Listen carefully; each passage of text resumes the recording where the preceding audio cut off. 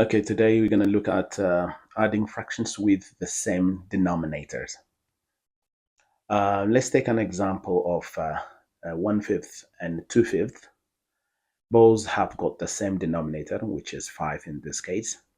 And we already talked about denominators, which means the bottom number. But in this case, the numerators, which are the top numbers, are different.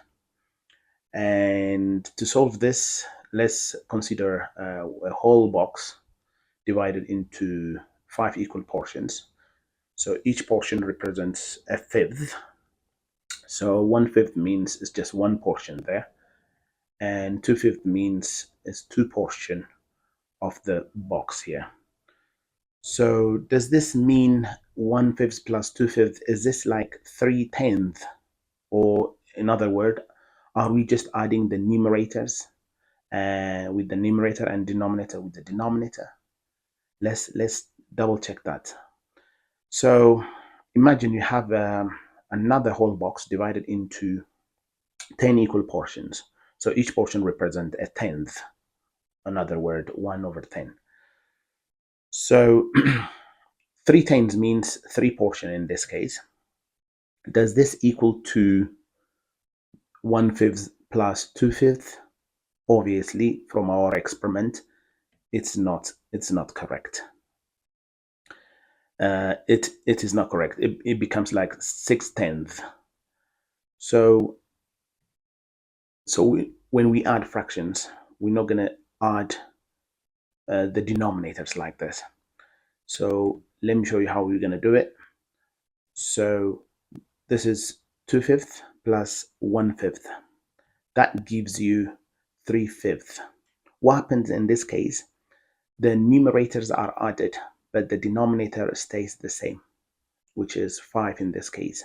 So it remains the same. So when we add fractions, if the denominators are the same, that remains the same as it is. All you do is you just add the numerator. So if you understand my explanation, what do you think the answer of this? You can pause the video and you can try. And once you get the answer, you can play the video. Yes, the answer is 5/7. And the denominator stays the same, but all you do is you just add the numerator. What about in this case, 5/8 plus 7/8?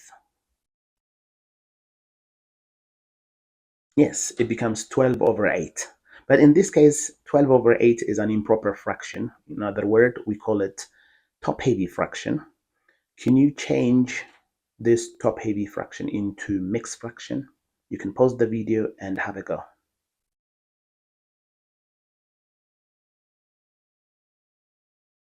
Yes, the answer is 1/2 and 4/8.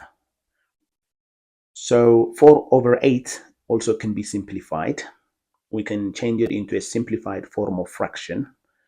I can give you a hint to simplify this 4/8. You can find these two numbers in 4 times table. So that means you can divide both 4 and 8 by 4. So what do we get? A half. So the answer can be simplified as like this, 1/2 and a half. So if you understand what we've been doing so far, now this is your time to pause the video and to have a go with these questions. And once you finish all the questions, just you can play the video to reveal the answer.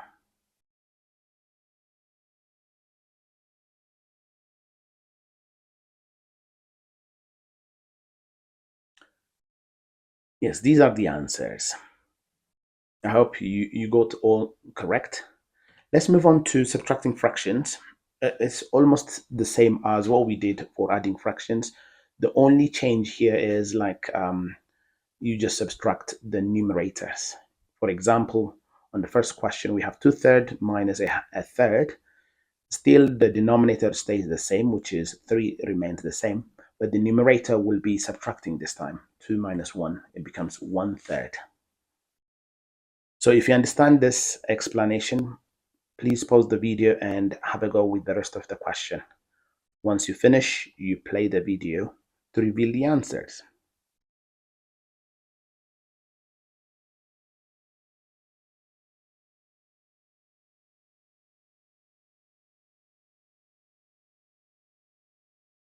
I hope you understand how to add and subtract fractions which have the same denominators. Next time I'll come back with another video on adding and subtracting fractions, but this time will be with the different denominators. Until then, bye bye.